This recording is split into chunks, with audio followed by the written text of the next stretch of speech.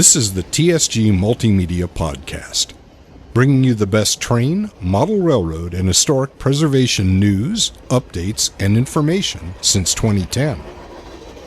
We're sponsored this month by the TSG Train Crew on Patreon and by ModelRailroadControlSystems.com, Electronics for Operations, and by Podomatic, a podcast hosting and distributing platform. Thank you very much. Hello, I'm John, your host, and welcome to the TSG Podcast, where you get a look at the behind-the-scenes goings-on here at TSG Multimedia. All the names rolling past on the screen are members of the TSG Train Crew on Patreon, and we recognize them every month like this because without their support, the content you enjoy on this channel would not be possible. If you like what we do here, join the TSG Train Crew by going to patreon.com/TSG Multimedia and add your name to this list. We also have sponsors, and I have included links to their websites on the written description of this program below. Thanks to everyone who helps us create the content for this channel. So I want to mention, if you listen to the audio podcast, I'd like to invite you to watch the version that has video so you can get the full experience of what you're hearing. Also, if you're a regular podcast viewer and you find yourself pressed for time, you can take the TSG podcast on the go with you on your next road trip.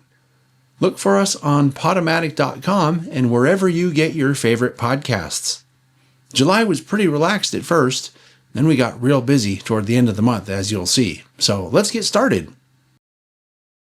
We did something train related today. This is the end of the Talking Trains show, and I'm here with my friends Tom, Charlie, and Murf, of course.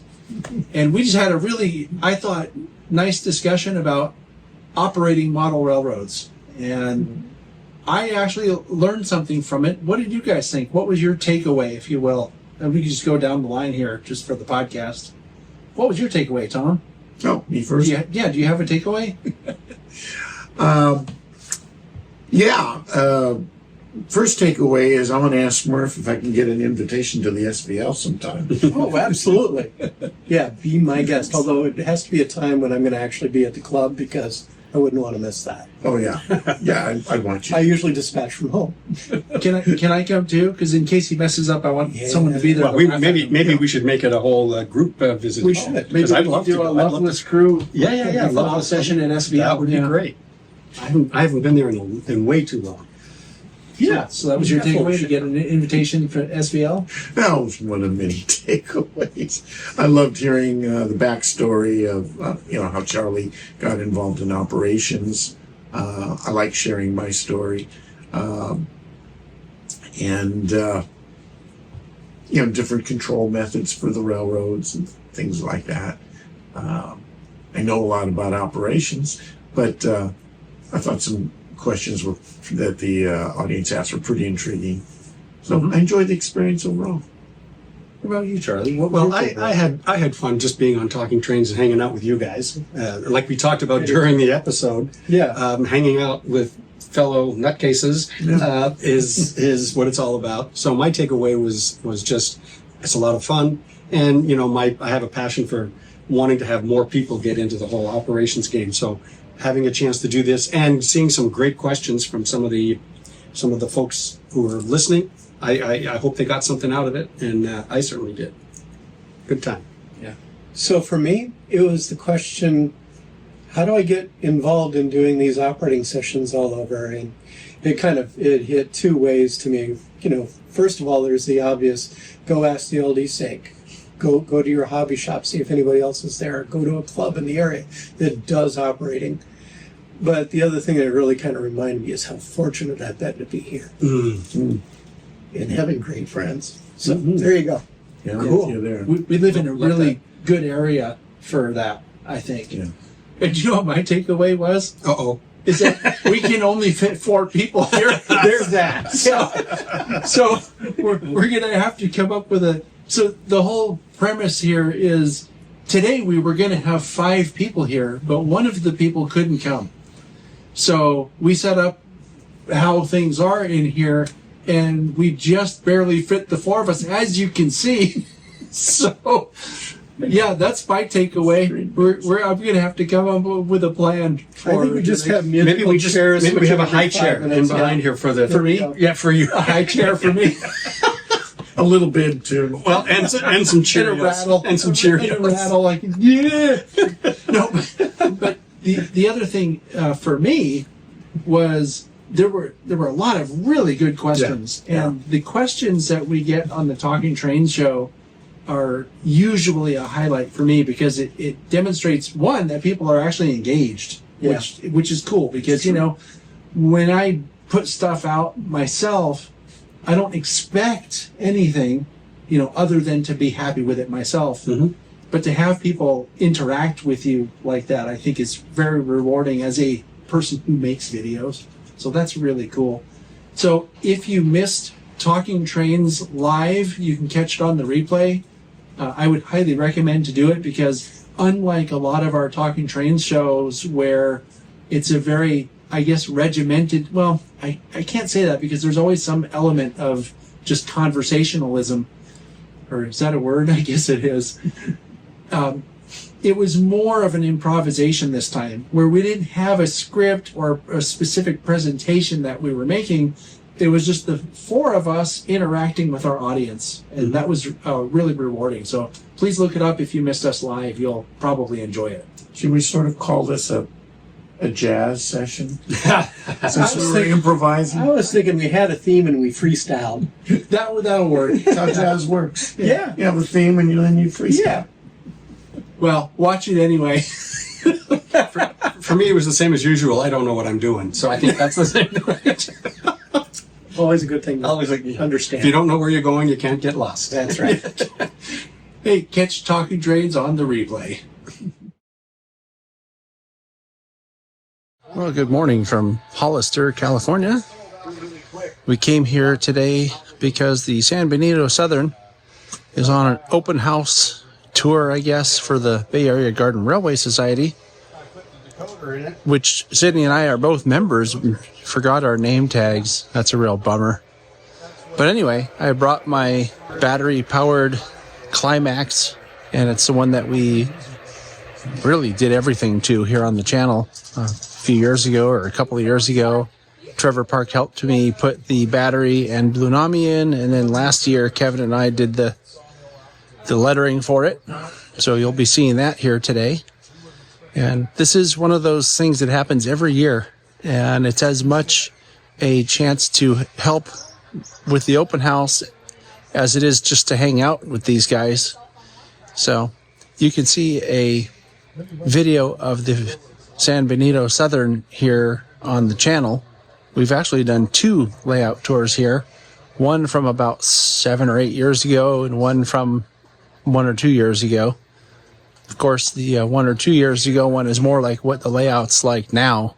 And I'm going to see if I can get one of these guys to maybe show us some of the new stuff that's on the layout. So, should be fun. Well, here's something new. What did you call this guy? That's a grave robber. He's robbing the grave. He looks like he's taking a whole sack of stuff out of the cemetery there. He doesn't look like he works here, Kevin.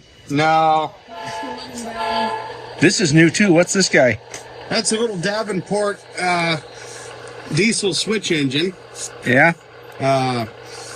It's got a Blue Nami decoder in it.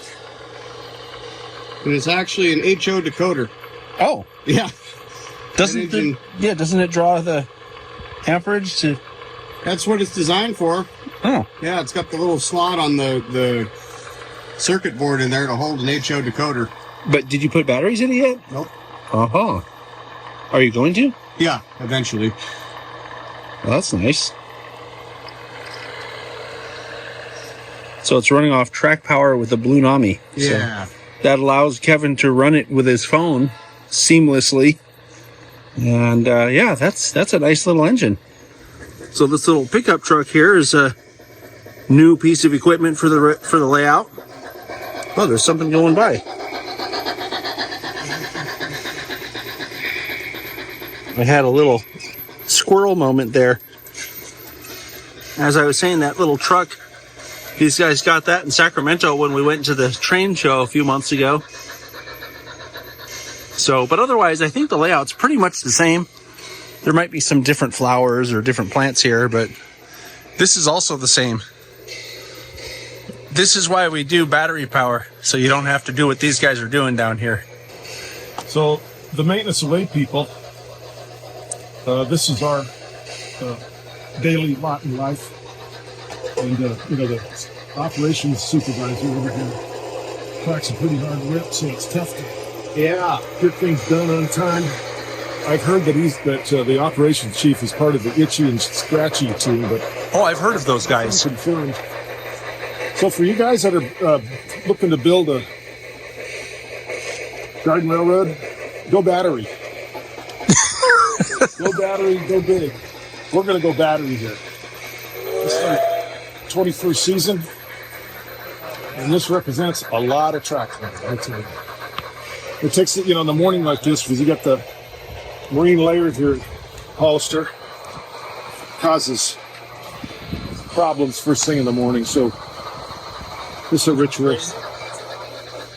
Now after today won't be too bad, but then the lawn sprinklers are running and it catches the edge here a little bit. Yeah. It's all good. Once we get the kinks out this morning, we'll be running hard all day. Oh, you're already having a problem over here, huh? Yeah, we got to replace this coupler. Didn't want to stay closed.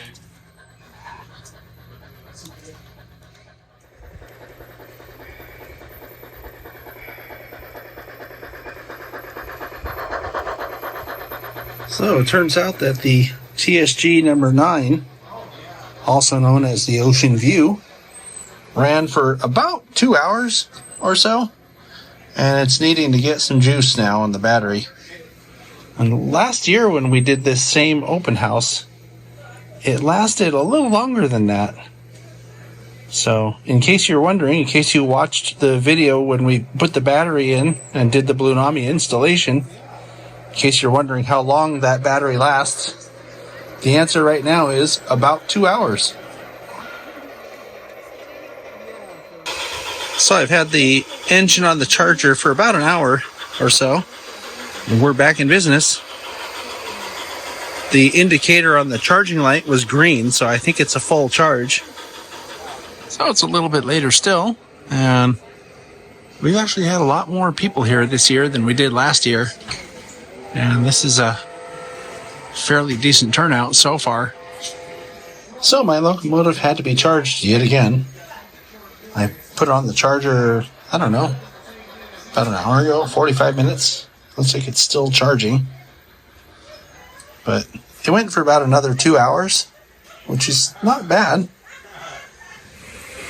The open house doesn't really end until 4 officially. So the trains are still running. Like I was saying a minute ago, mine's still on the charger. I don't think I'm going to set it back down on the track today. Oh. Oh. Well, okay, maybe I will.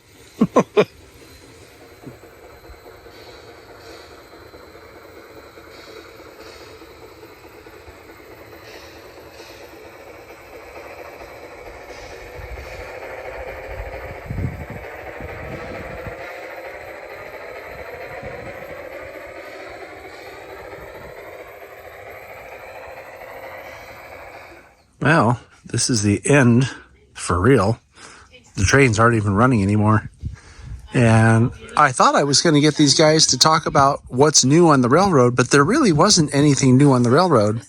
Just, typical upkeep type stuff. And that's about it. So that's it from the San Benito Southern. And another year of, I guess, hanging out and running trains. Hard to argue with that.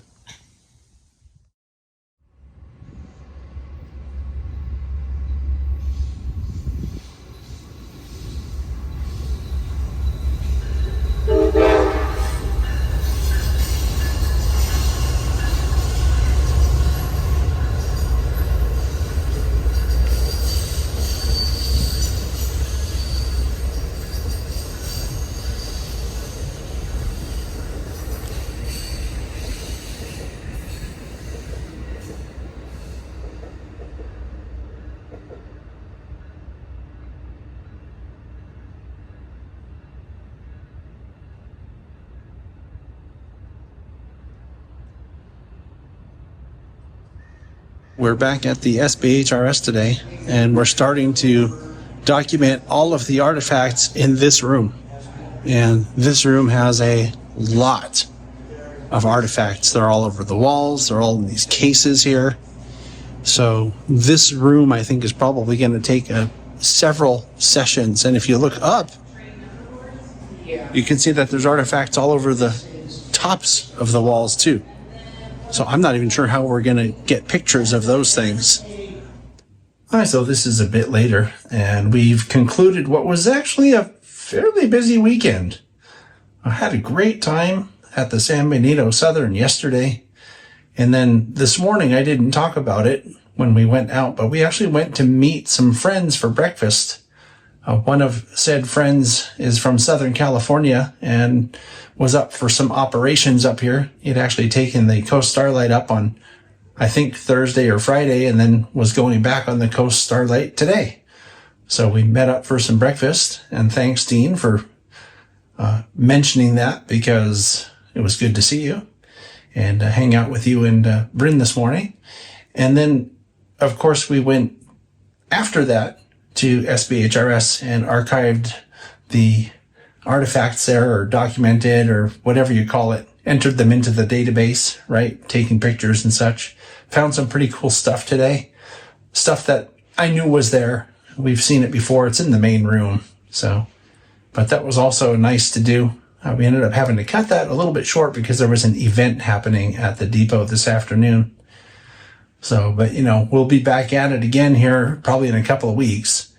And it's a really big job to document everything that's in that depot. And the room that we're in the process of tackling, that we just started this morning, is maybe one of the most populated rooms as far as artifacts go.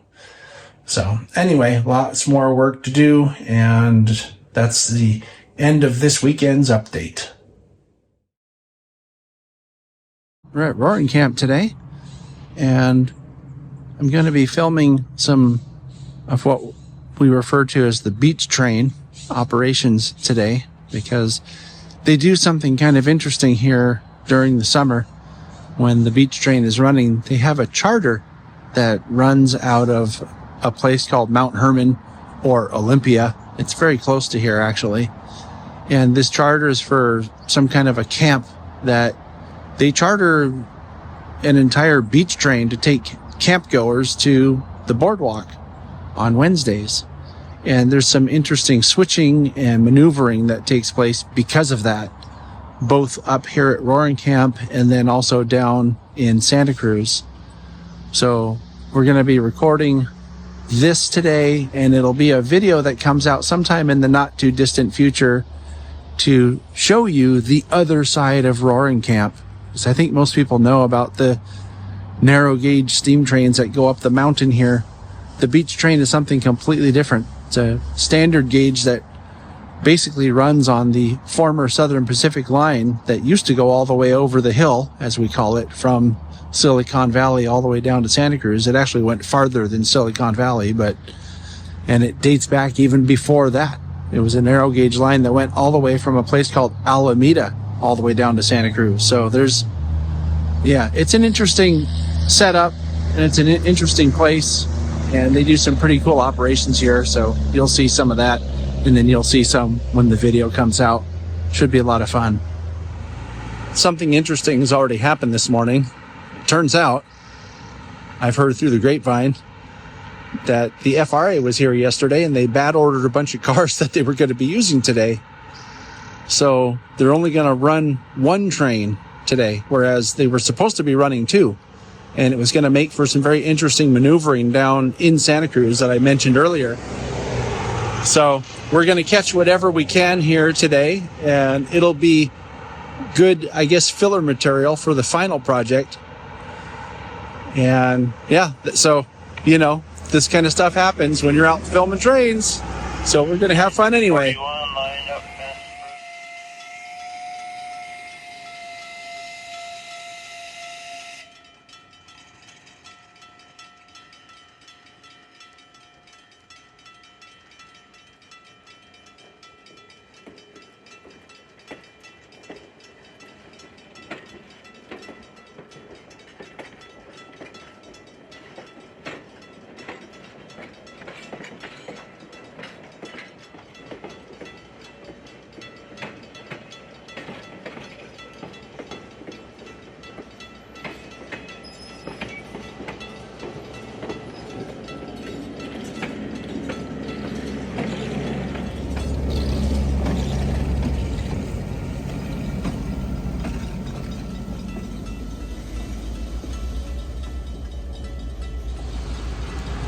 they only shove the train a short distance up this track before it reaches where they're going to load their passengers, and then they come back this way to go down to Santa Cruz.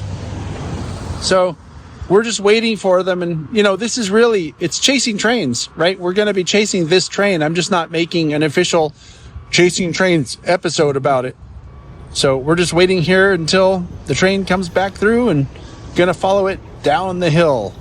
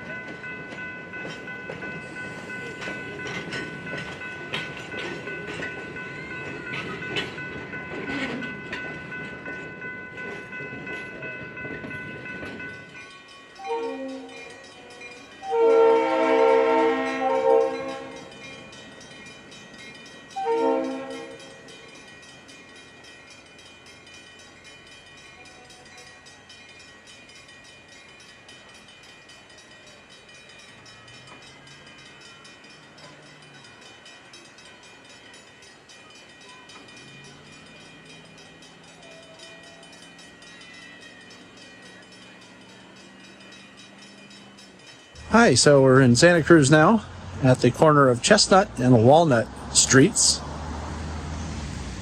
And we've chased the train down here to Santa Cruz. I got some pretty dramatic shots of it coming down Beach Street. It does some street running there. And because they had some bad ordered cars on the regular beach train, they're only running this one train today as the beach train. So for this video, doesn't really matter, but it does change what we were planning to do here. I was going to be getting some very interesting movements of both of the trains interchanging some cars over at the Y, because there's a Y not far from here. Not going to happen now. And this is what happens when you go out chasing trains or doing anything that's related to, following what a railroad's doing. Plans change all the time. And plan B becomes plan C, and plan C becomes plan D. It happens. That's just how it happens, right? So anyway, what we're going to do then is we're going to get a shot of the train leaving Santa Cruz. I have to go back up to Roaring Camp to hand something back off to Kevin, who's on the train today. And then we're going to go and visit Murf after that, because I have something special for him. So anyway, that's the update for the podcast. Hope you're enjoying this. It's a little behind the scenes, right? And that's what the podcast is supposed to be, behind the scenes, so you know what's coming out. And in case you don't know, if you're just watching this as a podcast segment on the regular podcast, the Patreon members on the channel get to see this as it happens. Meaning I'm going to post this a week or two before you see it on the regular podcast. So they see the behind the scenes stuff kind of almost in real time, but not quite. And that's one of the perks of being a patron on Patreon. So if you can, and if you're interested in getting the behind the scenes stuff like this early, sign up for Patreon. It's patreon.com/TSG Multimedia.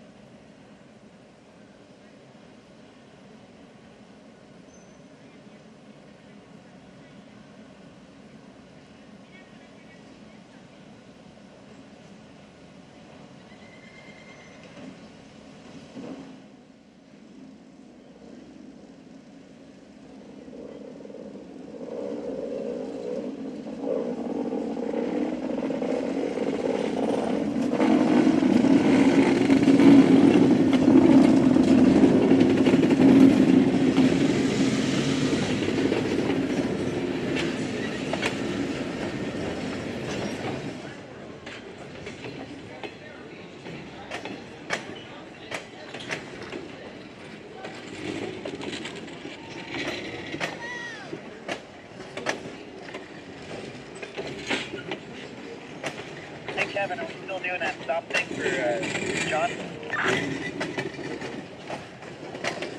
Negative, I guess. Over. Negative, okay.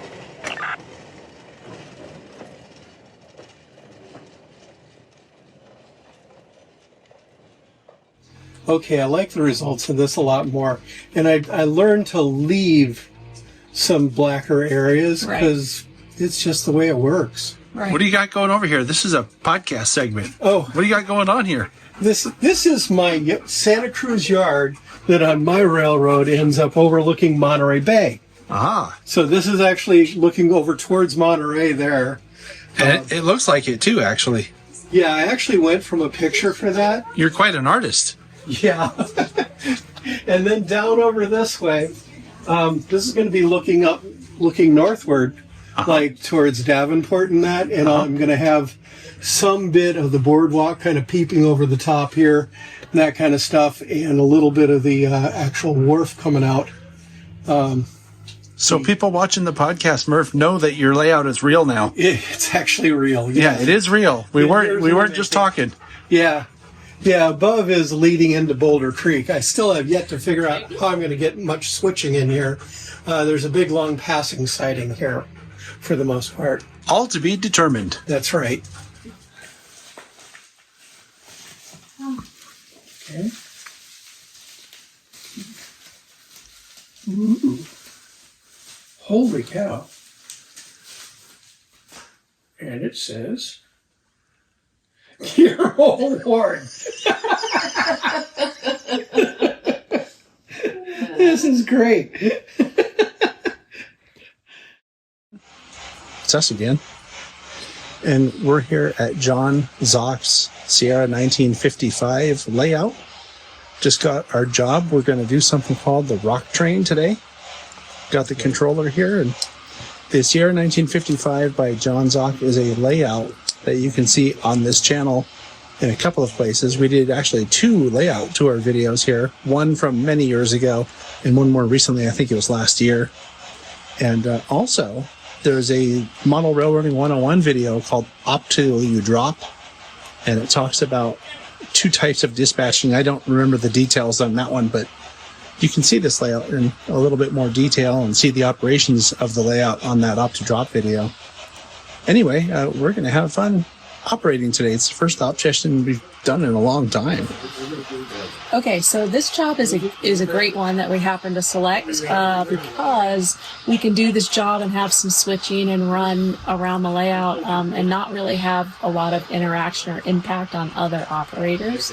So as people new to operating on this layout, it's a great job because we can kind of get familiar with it and not negatively impact other people having fun on the layout.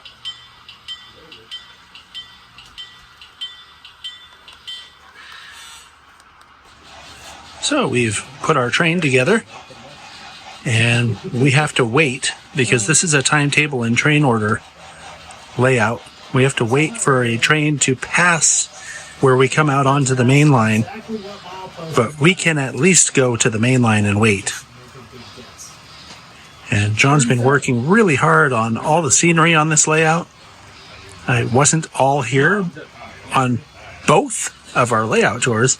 There was a lot more on the more recent one, completed scenery that is, but now there's even more because, like I said, that most recent layout tour was last year.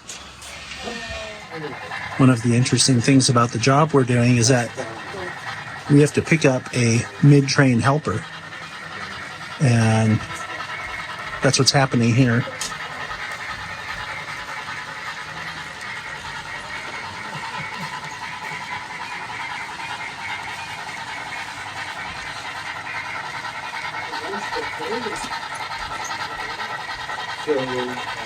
And that's because the rock cars were too heavy for just one engine.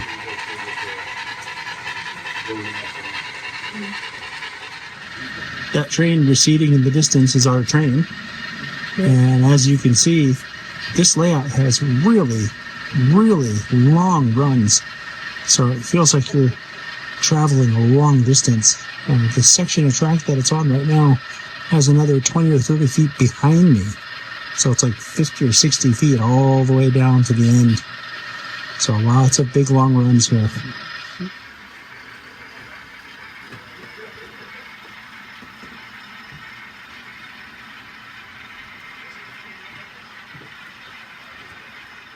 This is another example of a long run on this railroad. And you can see it's a different aisle. So the lighting is different. And it's not as long as the run in the other aisle, but it's still long. This has got to be at least 30 feet to the end. It is Sierra 1955, so that's transition era. So we have diesels running around here too.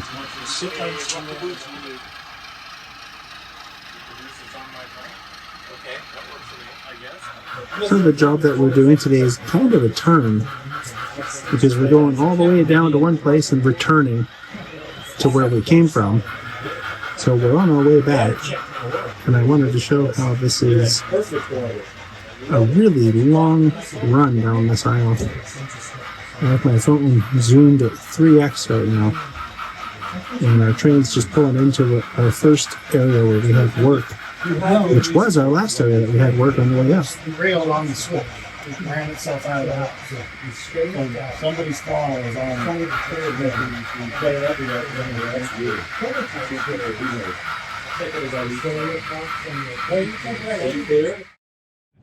I didn't do a wrap-up yesterday. I meant to, but didn't do it. But so I'm going to do my wrap-up here today. I'm sitting in the back of a car, and we're going to a place called the Yosemite Mountain Sugar Pine Railroad. I'm going with some friends that were from the Fern Creek and Western, the Garden Railroad in Santa Cruz that I used to do a lot of videos at. So we're going to go ride the train and chase the train. In the process, I'm working on a Chasing Trains video.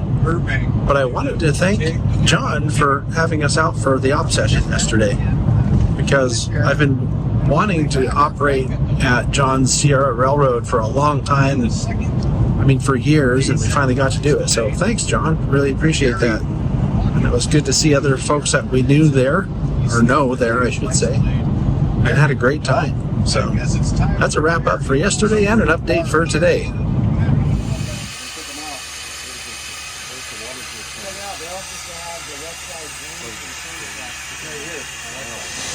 We've made it out to the Yosemite Mountain Sugar Pine Railroad. And behind me is a 3-truck shay, number 10. Brand new set of pre-worn gears that they had already heat treated. And then we began our operations in about 1965.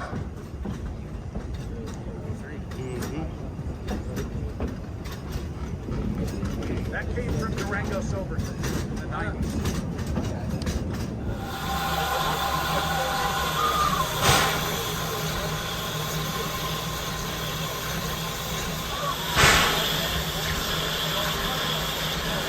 This locomotive, the West Side number 10, or Yosemite Mountain number 10, is exactly twice the size of our Roaring Camp number 1, the Dixiana here on the shirt. Our engine is 42 tons, and she's 84 tons.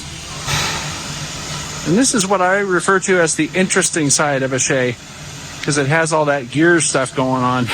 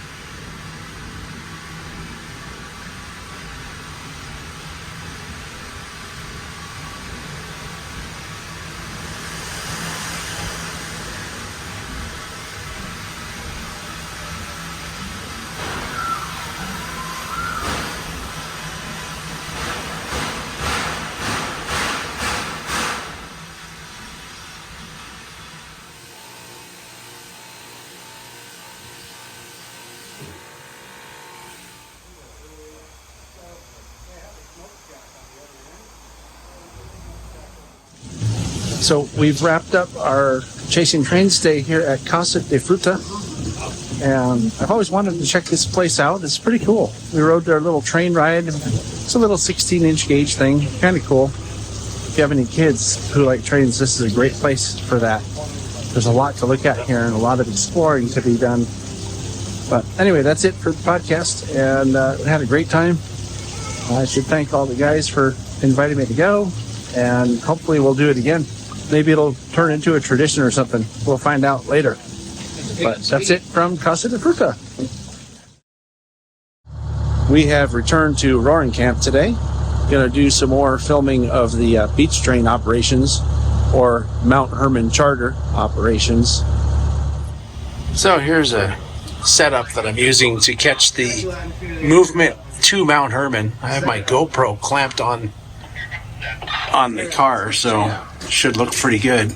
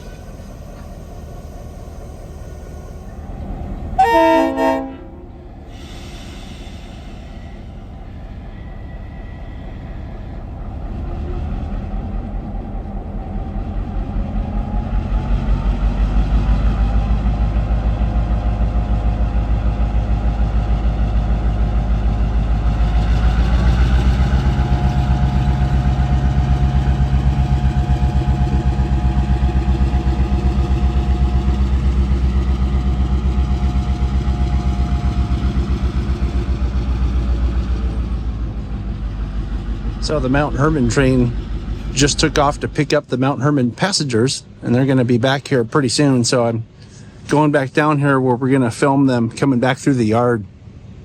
This is the beach train. So they have two CF7s here. One is on the Mount Hermon special or charter that we just filmed, going to Mount Hermon. And then there's this one. This is the beach train. The beach train is a regularly run, daily train during the season. So the Mount Hermon train is going to have hundreds of passengers. So they load up most of the cars on that train. They take it down first. Then they'll load the beach train here at Roaring Camp, and they'll take it down after the Mount Hermon train goes. And there's a Y down in Santa Cruz, which is where we're going to go next after this. And at the Y, the Mount Hermon train will leave some cars for this train to pick up so that the beach train, which is going to run all day, will have enough capacity. So it's actually kind of cool. It's an interesting operation, and Kevin thought it would be cool to share the movements with the Y and all that stuff on the channel. And I thought that's a good idea. So here we are.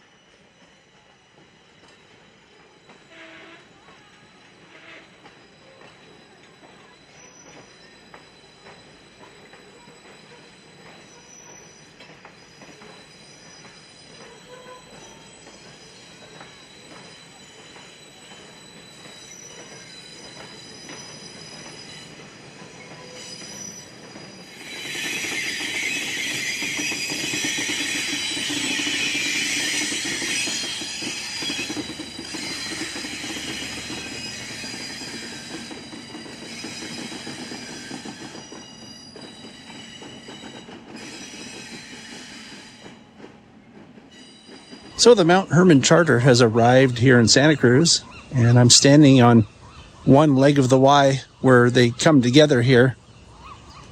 They've already backed down to the boardwalk and they're unloading right now. But I think the next thing to happen will be that the Mount Hermon train will come back out from the boardwalk, and the beach train is going to arrive here at this Y sometime very soon as well. And the thing that we're trying to capture is how they leave cars for the beach train off of this one, and then this train that's already here is going to deadhead back to Felton. And if you're new to trains or whatever and don't know what deadhead is, that's a maneuver where the train goes back empty with no passengers.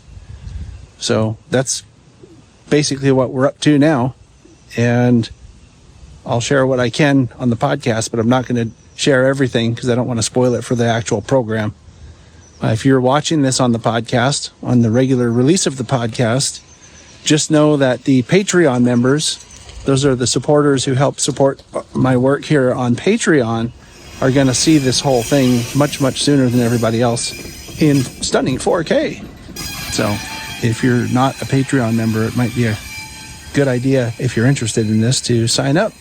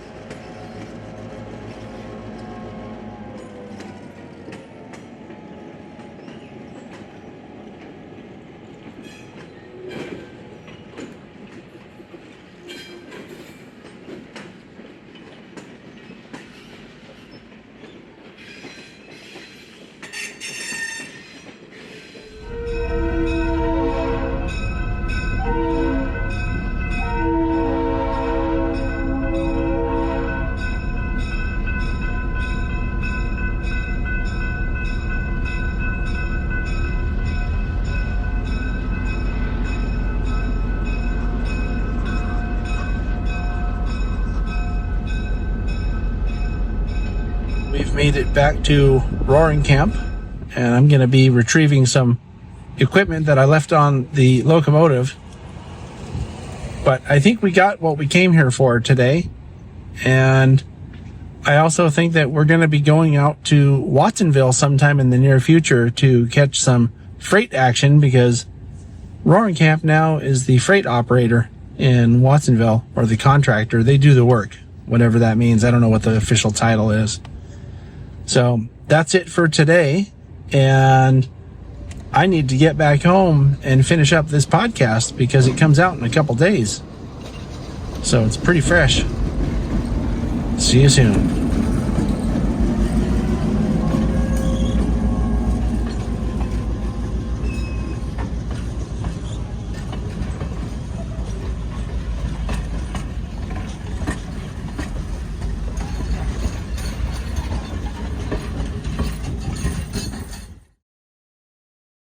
And now for the catches of the month. Raymond Swift caught the UP 1068, still in its cotton belt lettering and bloody nose paint scheme, as it led the Hollister local out of the heart of Hollister on July 7th. TSG train crew member John Link sends in this video of the Sierra No. 3 at Railtown 1897.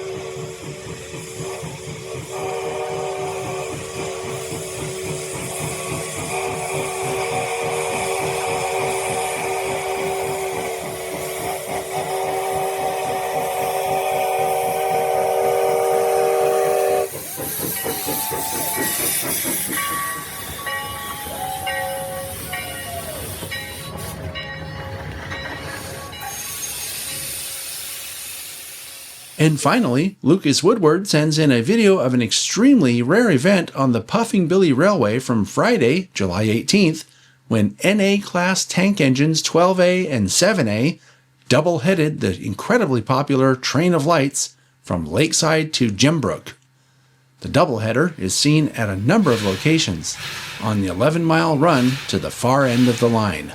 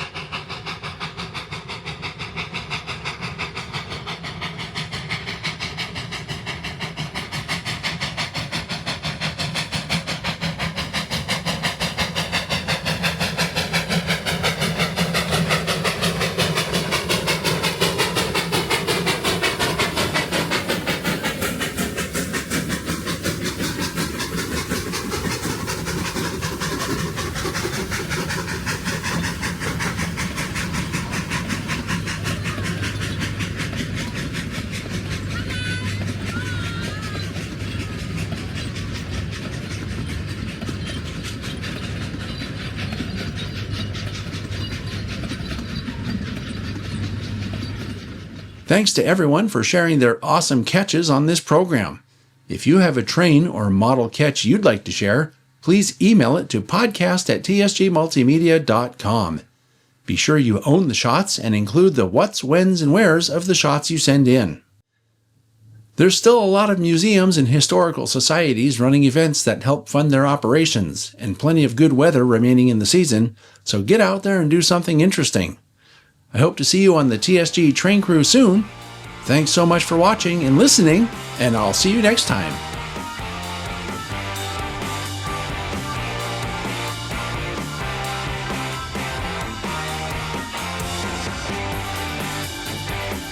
If you enjoyed this program, please join the TSG Train Crew on Patreon. TSG Train Crew members get behind-the-scenes access and ad-free sneak previews in 4K ultra-high definition. Go to patreon.com/TSG Multimedia for more information.